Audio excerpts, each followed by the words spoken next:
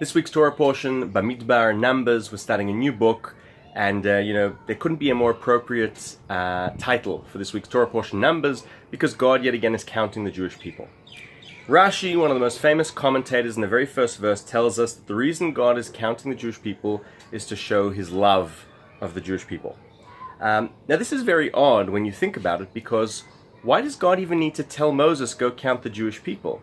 Doesn't God know at any given moment how many Jews there are in the world? The plot thickens even more. Later on we're told, how did they go about doing this? According to one of the commentators, there was a logbook. There was data. Every single Jewish baby born, you'd write down who the mother is, who the father is, what tribe you came from, meaning the Jewish people were anyway, in an ongoing way, counting and having this logbook with all the data of the Jewish people. So we knew how many there were. God knows any given moment how many there are. Why does God need to count them, and what does it have to do with God's love to the Jewish people? So this is where I think Rashi really is one of the most profound commentators of the Bible, and he's not always giving us the simple meaning, but the in-depth of what's going on. Imagine the campsite. We're reading about the campsite in this week's Torah portion, right? We're talking about visualize hundreds of thousands of tents in the middle of nowhere, right? Echvelt, the middle of the desert. Imagine you're one of those tents in the outskirts, the very end, you're the last tent. Gets a bit lonely, doesn't it? In fact, up until this point, the interaction between this God who saved us from Egypt and us is through a guy called Moses. It's through the Levites and the Cohenites.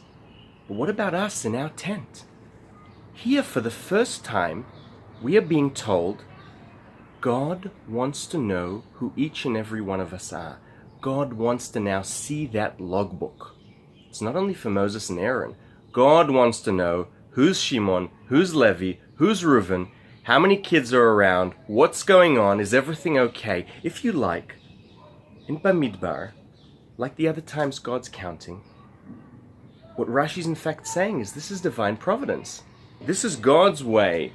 What Bamidbar Numbers is all about is saying God is watching over each and every one of us. And in that way, when we read Rashi's words, mitochi batan lefanav, God counted to show his love. It's for us, not for God. I think it's for the tent in the outskirts, who finally realizes God also wants to know who I am. I have a role in what's going on here. I'm not just sort of flowing with what's going on. Anyway, thoughts on Numbers, on why God needs to count. Is it for him or for us? Thoughts on divine providence. Shabbat Shalom.